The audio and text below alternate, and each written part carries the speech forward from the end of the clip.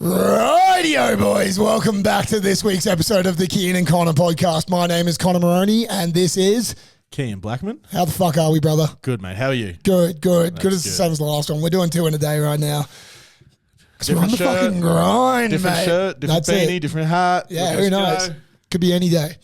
But anyway, boys, we're may as well dive straight into it. And I had a bit of a weird happening last week, which I feel weird about it, to say the least. I basically had found out that SteveWillDoit and the Nelk boys were going to be on the hill at Sunshine Village. And I found out, like, following all their stories, everything like that, and I just had a sense because they were launching Happy Dad and everything all in Canada. And I was like, oh, fuck, dude. Like, I hate to say it, but like I'm a bitch with YouTube shit. It's half the reason I do this stuff. It is just my dirty pleasure. I know it's sometimes fucking lame and all that crap, but like I do love it and I do fanboy a little bit out on it. So I was like, dude, if there's an opportunity for me to meet these cunts, it's half the reason I started doing podcasts and shit anyway. I have to, you know? They're like my fucking Brad Pitt, you know what I mean? Like I got to see these cunts. So, and especially on like a ski hill setting, it's not like it's like, oh, I'm walking into a room like to a meet and greet or something. It's like I could have a beer with these cunts and it could be fun. So anyway, I tell my girlfriend, I'm like, I got to get out of here. I got to go. Run out the door, get in the car, drive up the ski hill, get all the way the fuck up there. And I'm like figuring this out. And then I eventually meet the Happy Dad dudes and I get in touch with like Steve's coming down the hill. And I run over to him and I'm like, I just want to grab a photo. I'm wearing the fucking kit as well, like a bitch. And then I just have like a quick like 2-3 minute conversation with him. Nicest bloke ever. Grab a photo with him, told him about the pod, right. And he's like, fuck yeah, that's sick. Whatever. But my qualm is, right, whenever I've met levels of fame now through the pod, you know, like I've met the average dude who's like, in the Olympics or whatever, and he's just like an average guy, and then met some like rugby guys who I was like really like freaking out about. Like maybe aren't like the biggest celebs per se, but like in my world they are. And then this like, but the thing with it is I've usually always approached or been in any conversation with them due to the podcast. So it's almost like an equal playing field, you know? It's like I've got something to offer and so do you as well. Like let's have a look at doing this or that. And it feels like less fan sort of vibe. It's more like let's do something together and it's cool. Whereas this was just full bitch fandom crap, dude. I got in my car, like sped to the hill, ran through the car park, up the gondola, running around like, oh, where is he? To get a photo. And then afterwards I'm like, ugh, yuck, dude. That was good. By myself. So I get the photo with him. He goes skiing again. And I'm like, I'll go home. I guess I'll go home. Went back down the gondola, back across the car park, back into my car and drove home by myself, just kind of going like, ew, I'm that cunt, you know, and it like grossed me the fuck out. Are you gross because it wasn't organic?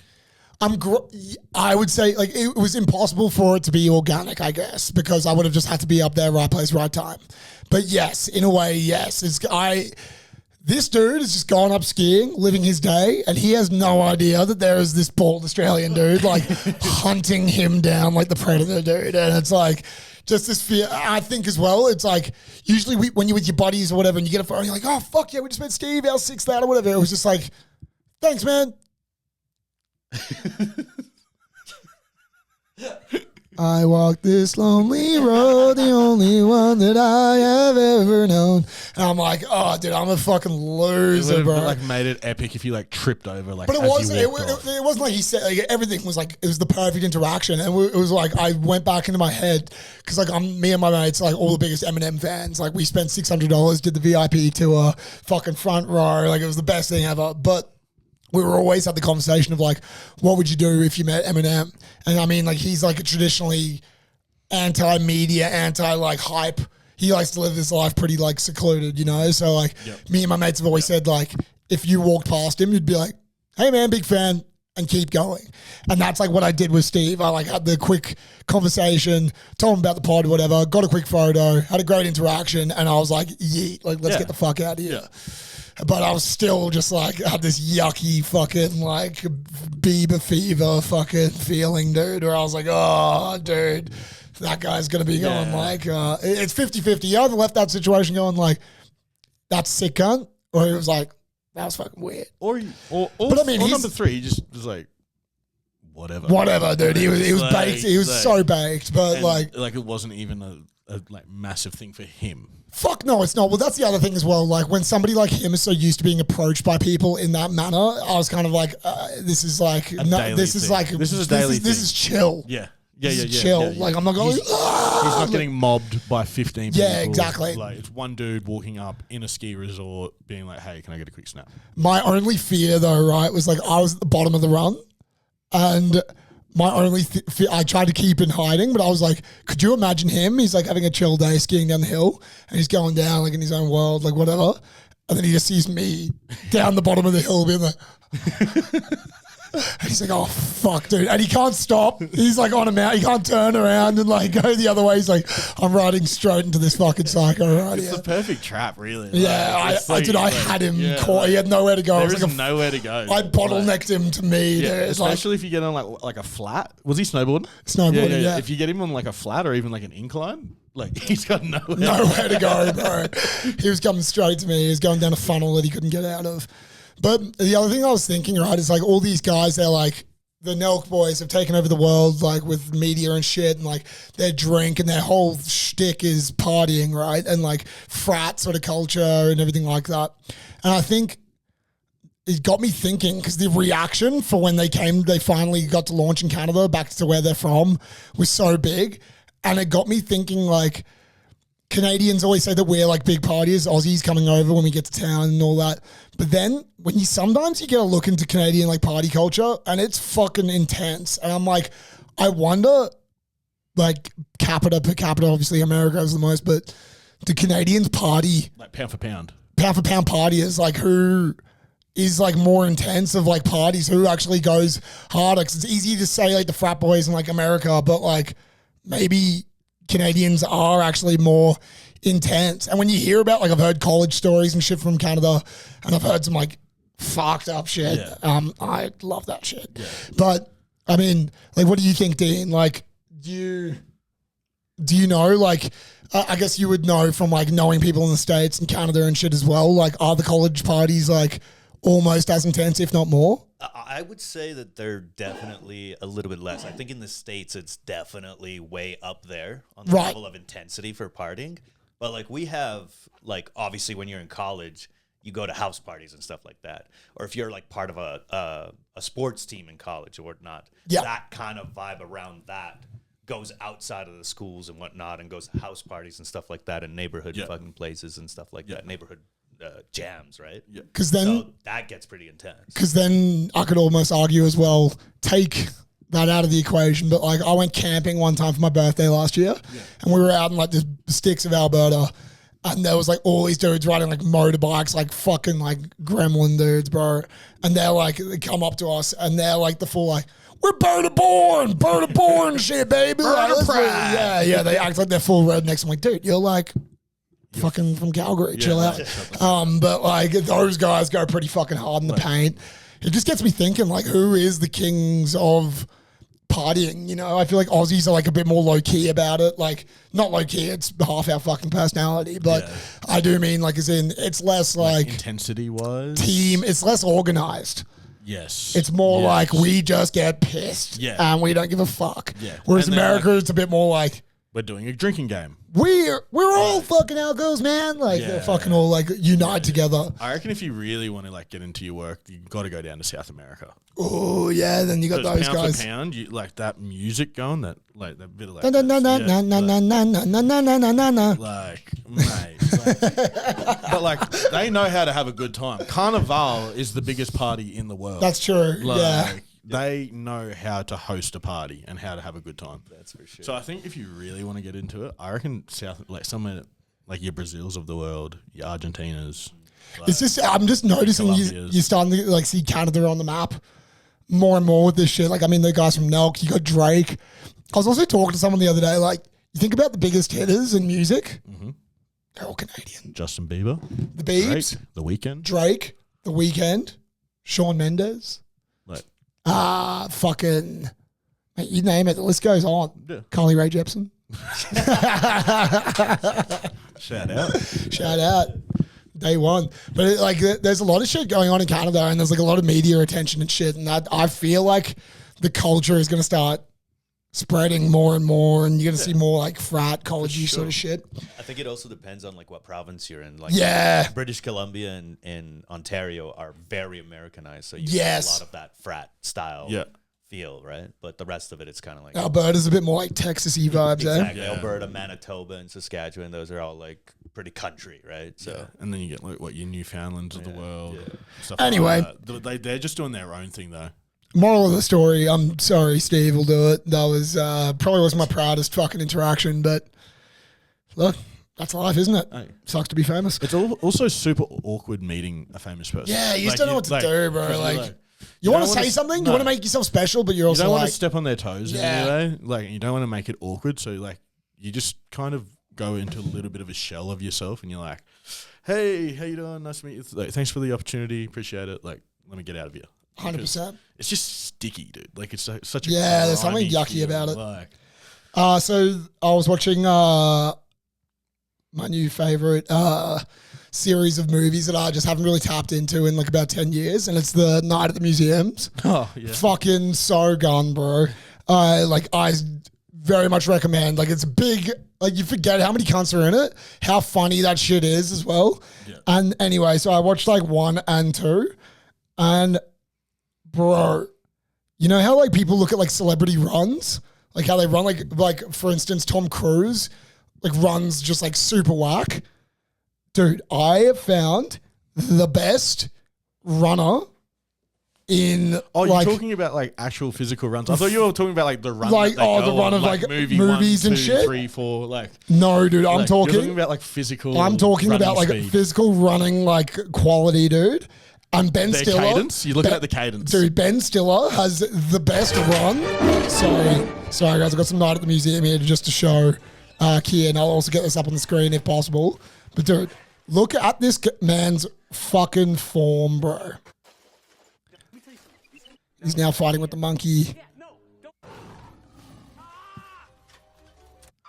See if I can get some running action here. That was a major fail. That was awesome, dude. I'm really sorry about it, but this might be tough and this might be getting cut. So if you hear us just cut to something else, that is the case. Oh, here we are. We got some running, dude. Yeah, okay. Run. For So one, the he's got Genghis so Khan. for one, the pace and the fucking the style, bro. Like he is hustling, bro. There's a couple of different movies you'll see him in. I just watched The Watch as well with him in it. Great speeds in there as well. Like perfect form of running. What the fuck are you watching the way someone runs? Dude, because thinking, this shit matters. that Dude, shit right there, that shit right there, that running style, that's me. all I'm saying That's all is, me, big dog. dude, stick a couple fucking Ben Stiller movies on and watch that bloke fucking pin it. Hey. Great form, because you start to 40 realize, yard dash, Tom Cruise, Ben Stiller. I'm taking BS all day, baby. Benny Stills. TC without a doubt. And Stiller. No way. No way. And still is Tom Cruise, bro. Dude, no. Tom and Stiller. Cruise is goated runner. No. Yeah. He's known for a shit run, dude, I feel. Like, No, dude, he's not. He's not like... that little bitch, fucking, that Scientologist Bro. run, dude. Yeah, it's not it. You don't see Usain Bolt run like that. Ben Stiller. Ben's running... He's got that. He's got like karate chops that way, dude. Ben's ready for the footy season, mate. He's ready to go. But the reason, like, what locked me on TC, baby. what TC over BS, but the thing that like I think initially got me into runs, like watching runs. Have you ever seen Taken with Liam Neeson? The daughter, bro. The daughter running. This is actually worth it because I'll find this in 2 seconds. Terrible run or great run? Worst run you'll ever see in your life. Which one is this? In Taken with Liam Neeson. I will find you. Dude, okay, look at this. There's literally a video called Maggie running. Again, I'll try to get this on the screen. If not, like look it up yourself. Just type in Taken daughter running. Hello, my sweet. Happy birthday.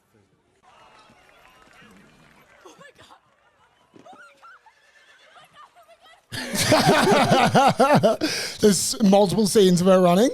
It's It's the run with the arms. Oh, bro.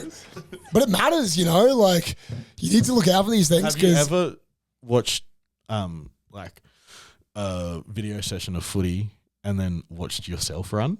Even better, That will humble you, dude. My legs flick out. I realize my legs flick out when I run. Like, I run like a pansy, and it's so embarrassing. I run like the groundhog on Groundhog Day. I'm bent over. I'm like tunneling, dude. I'm like the fucking thing off The Incredibles, like the driller mole. I've got like a spring in my step, dude. Yeah, I like little bounce, zesty. like, it's zesty. Zesty run, dude. It's so embarrassing. Do a favor. Humble yourself. Go watch yourself run. Go watch yourself run. Yeah, it's also like videos from the back. Like if you're going on a hike and someone takes a video of you, and you're like, "Yuck, dude! Is that what I look like, bro? I look like a fucking pear." Whose calves are those? Those are my calves. Yuck, dude! Is that my ass or my back? Like, yuck, dude. They are also the worst thing with rugby footage, and I know a lot of guys have gone through this, and it's how I found out I was going bald.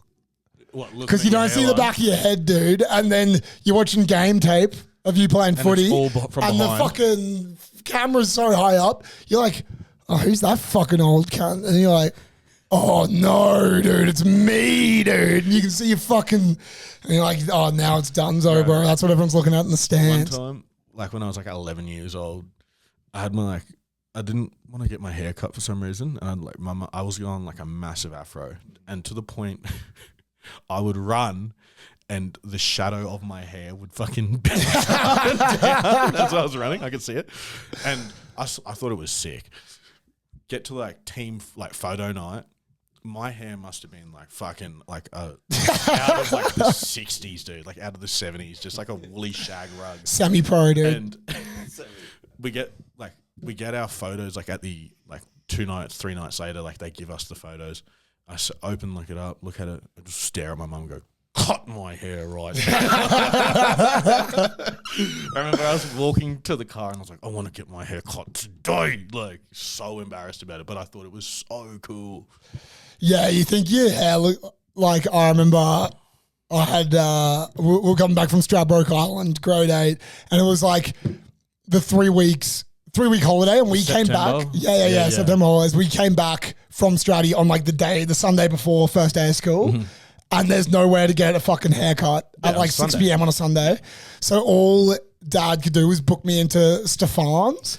And so for those who don't know, there's like a hairdresser in Brisbane. I don't know if it's Australia, but very much Brisbane. And his name's Stefan. He's got the needle. He's got the needle as well. So like, Dean, you know, like the needle in Calgary, there is there's a light that like a Fox Studios light, like bat signal thing, goes through the air all night. It has for the last 40 years, and it comes from the fucking house of Stefan, who's the hairdresser, dude. It's the weirdest thing ever. He started like shampoo. So Brisbane. So Brizzy, dude. And he like started his own shampoo and shit. But it's traditionally a pretty bad fucking cut that you're going to get there.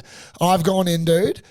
Asked for short back and sides because we need to get our haircut before school. It's not a bad cut. They're just used to cutting 40-year-old women. Bro, I got the fob cut. And they gave me the fucking fob cut. And so like, this is like yes, bro. So like, again, for those that don't know, like Solid. I got like the Islander cut, dude. So like there was like the Islander boys playing footy would get like almost this like bowl cut into like a mullet, and it would be like spiked at the back, dude. But like on a white dude, looks super fucking effed up, bro. There's like full fucking pictures of me playing rugby, bro, with the fucking fob cut. Super 2008 Oh, to bro. 2011 sort of era. You can't undo that shit either. It was like that with like the fake Vans. oh, bro, I rocked up the fucking slip-ons. Yeah, from Big W. Oh, bro, big dubs, baby. But fuck They'd me, come bro. in different colours. The cuts, bro. Oh, fuck, mate. It was so embarrassing. Last minute haircuts are never a good op. No, never. Also, I was thinking recently I've come up with the best way for anybody to get some good gains in the gym. And I've realized like when you go with your mate to the gym, you're like lifting, whatever, it's always like nice to kind of have somebody with you to like, let's say we both sit down for like chest press or some shit and you put on like 70 kilos and I'm like, okay, I need to be around 70, you know what I mean? And it kind of keeps you a little bit It keeps you honest. Keeps you honest, keeps you also building up as well because you're competing against yourself. I've realized the best way for you to get maximum lifts is to go to the gym with your girlfriend, dude.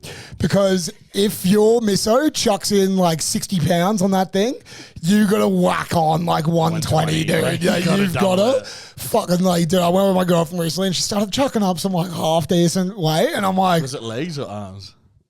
I can't remember, but like regardless of like, I started and let's say I put in the 70, she just hopped on the 70 and was like, bah. I'm like, oh no, dude. Like I've got to show her I'm the man, dude. So like, you were saying I'm like shit? cranking them up, dude. You're like, oh, like trying to fucking lift these things, bro. But I'm like, it's so funny how like, as soon as like your misso does, like you have to by law. Oh, fucking you're making shit up like that was a warm-up rep. Yeah. You're like, yeah, okay, cool. Let's go on to the big stuff. And you're just like, holy fuck, dude. I was just doing that one for technique. Bro. Well, it's like, it's just like if someone's watching you or like it gives you that like little bit extra oomph, but you can't be lifting the same as, I mean, you can. Don't get me wrong. You can. You can. Like, I'm not saying the girls can't lift or whatever, but I'm just saying like, if someone like me, I'm like, I've got to be chucking up. So I'm a short, bald, fucking chode, dude. My one thing is I've got to be able to like lift something somewhat heavy, or else like what the fuck am I? Yeah. I'm just a fucking bowling ball walking around, dude. But yeah, and there's nothing wrong with bowling balls. No, nothing wrong at all. Nothing wrong. Sometimes, but like just that energy boost is like go to the gym with your misso and really like humble yourself quickly and get out of there. Because I promise you'll get some like fucking mother in distress strength. You'll like lift a car off a baby, so to say, because you don't want to look like a bitch that much. I've got a question for you. Yeah. And for everyone that hasn't known, Connor has been doing the 50 days hard challenge. So he's got no drinking, no carbs. No carbs. Working out and reading a book. Yeah, right? and vaping until I fucking explode. That's because that's hard. Yeah. No, I wanted to know, serious, what's been the best part of doing it? Dude. You're wrapping up on Friday, yeah? Wrapping up tomorrow, yes. I'm going to get on the piss heavily and launch straight back into it and undo everything I've done. But like that's a well like earned sort of 100%. Like piss. Bro, I would say like What's been the best part? Because everyone always talks about like the worst and how hard it is. Yeah, I would say like I started off trying to do 75 hard, but then I was like, I've also got 75 days. I'm like, I don't need to do that. Let's just crank it down to 50. You meant to work out every day. I'd say for the first 30, I fully worked out every day.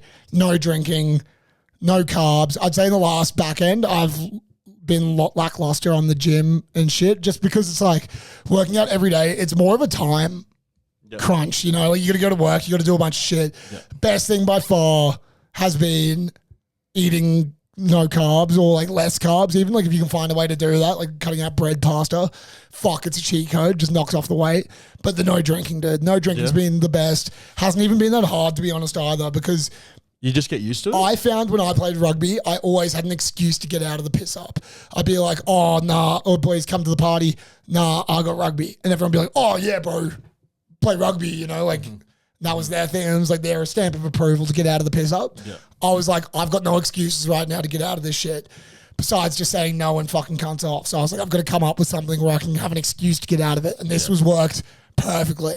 Yeah. So what I would say to people that are like over getting pissed this often and want to fucking do something and get some energy about you and start like tackling some goals here and there is cut the piss, make it a big thing, speak about it to everyone, hold yourself accountable, make a date, something like that, just so that you then have the excuse to walk out and leave. If you've got that out, then it makes it so much fucking easier because now no one's bothering you and everything like that as well. But I never even thought about the out, like having the valid excuse of, because you are right, people will just pull you in any direction. Yeah, they'll try to, and they will find your way. They'll be like, you got nothing on today, you got nothing, this, that, you got no excuse not to. Because like I've even drunk around you and you haven't cracked a beer. Like I've fucking eat pizzas in front of you. You haven't fucking been eating. No, I haven't cracked it. Caesar salad, no croutons. Oh, bro, I've eaten so many Caesar salads. It's fucked.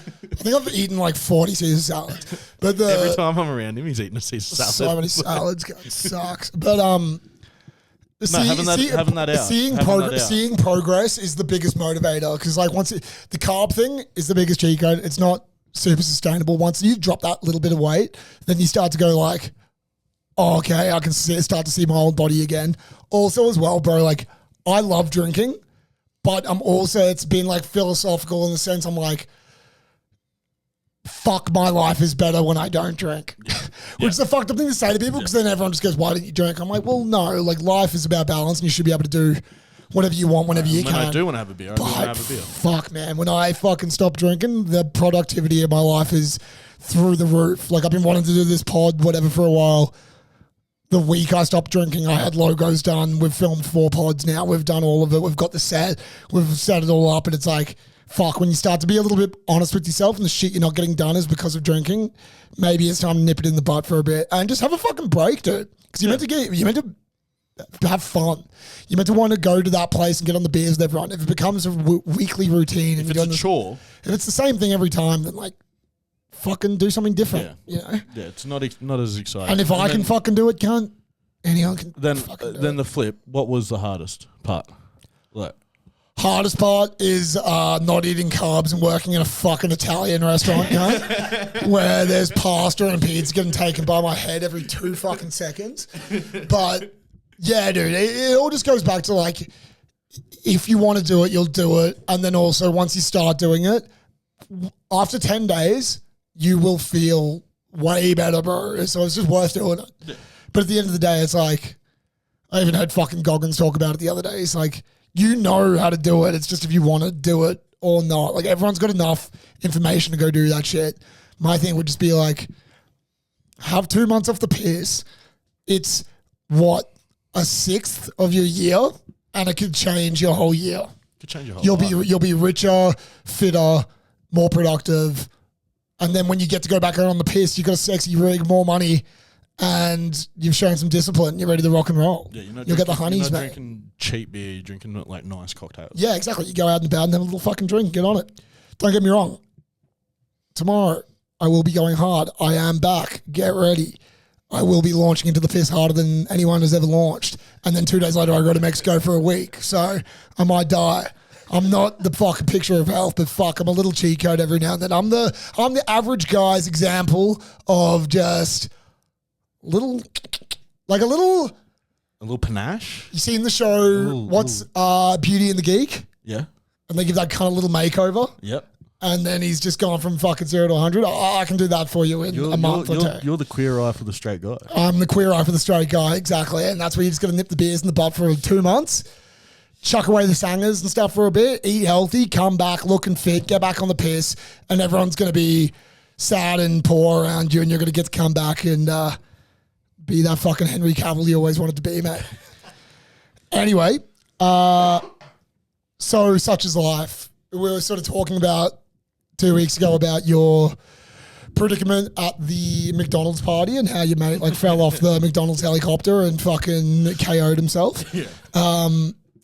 For me, my such is life, I was thinking about a really like fucked up point in my childhood, which was like so embarrassing, like looking back on like something that just stuck with me of like, oh fuck, I was in the wrong, like heavily, dude. So my best friend's over. We're like good family friends as well, but he's come over for like a play day.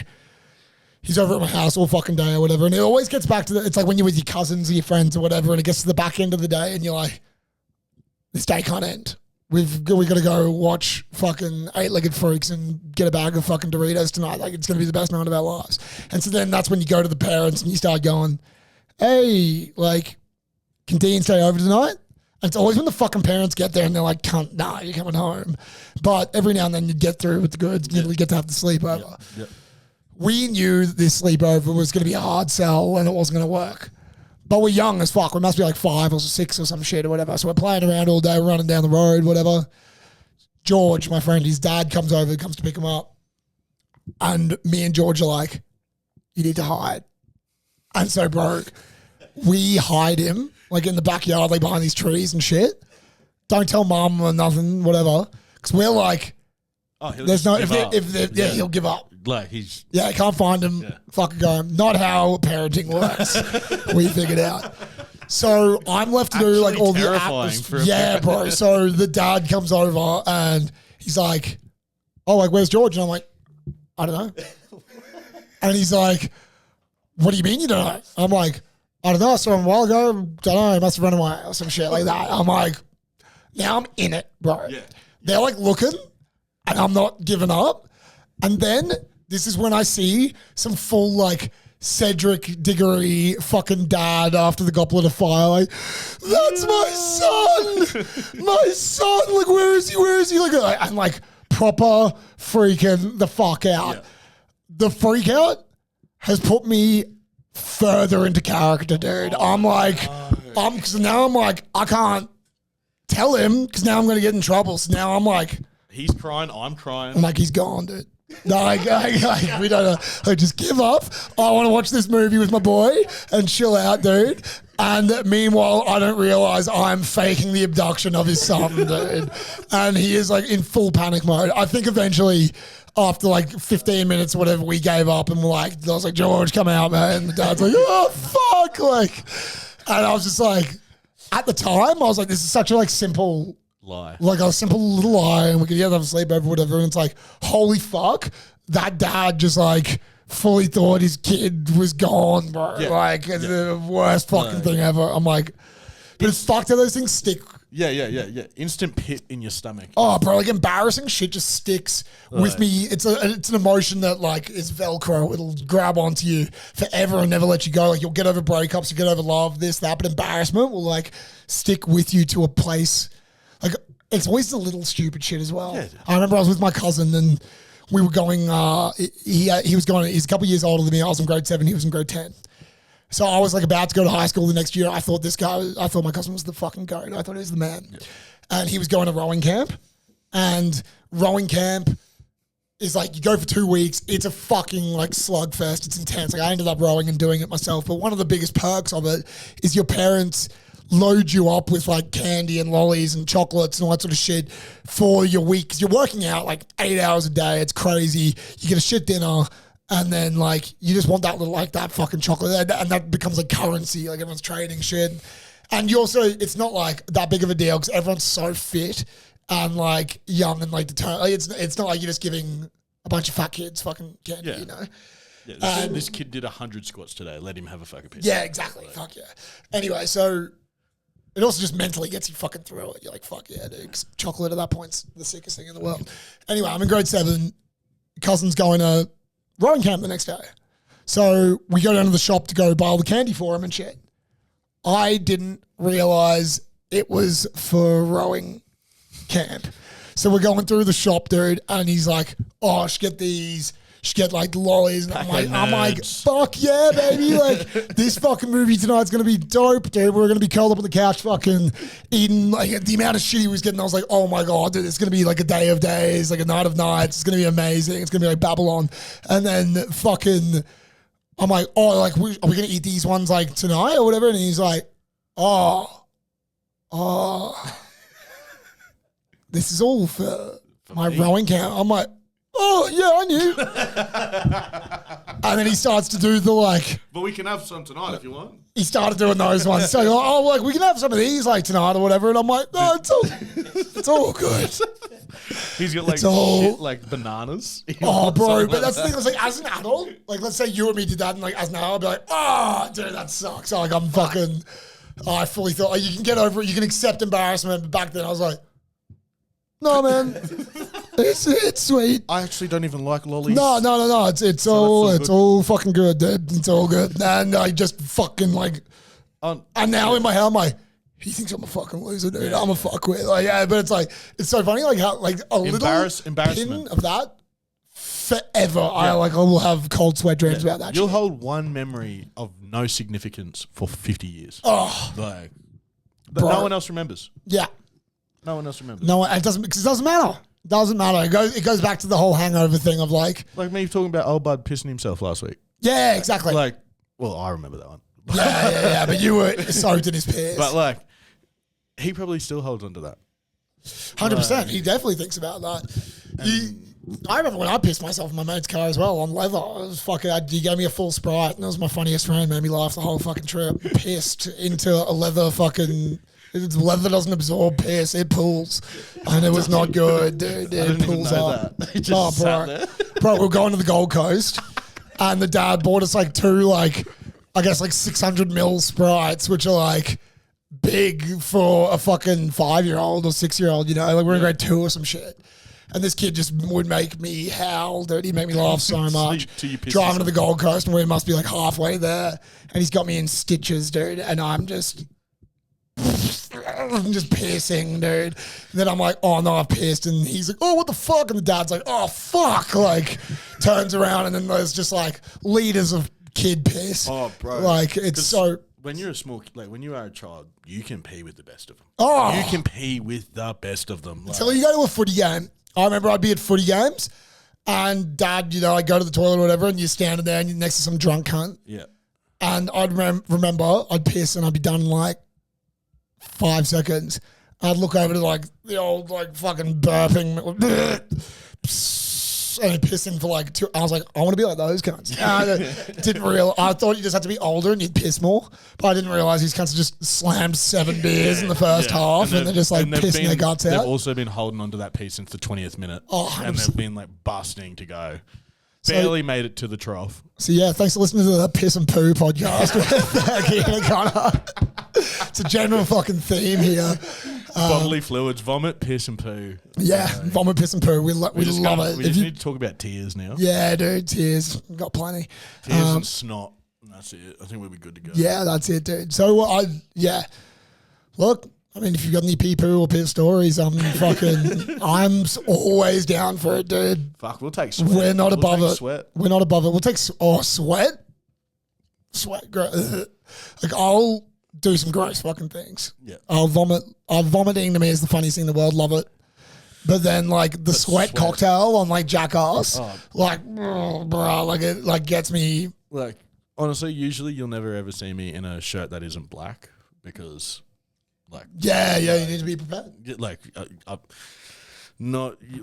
gone 2 pods back to back, white and green shirts. Knew I wasn't going to sweat today. That's the only reason I wore them. Yeah, like lift up the arms. Clean, baby. We're clean. Let's go. Quick sniff test. It's also -20 outside. Yeah, and it is bucketing down snow. So that's the reason that I'm not sweating. That's it. Well, anyway, guys, that's another pod in the wraps for us there. Again, like you probably noticed like less and less like calls and stuff coming through. It's because we have banked up the first 4. I really wanted to make sure that we had like everything all down pat and ready before we launched this, so we didn't have any like shitty breaks and like weird scheduling shit. So we've got them all banked up, but then once people start listening, I'm hoping it starts to perk a few more ears and start banking up your stories, dude. Like as I said before, send them in however you want. If you want a fucking voicemail, email, just message me, whatever the fuck. We'll figure something out. I might even set up like an Ask FM. That old shit, dude. Like that anonymous crap, dude. And then crazy. Fucking drill us, do whatever. But yeah, like we want to hear some stories. Piss, poo, pee, traveling, ski, fucking you name it. You know, you've fucking got our vibe by now. We love it all. So we'll fucking love to hear from you and keep listening to the fucking pod, baby boys. Peace. Peace.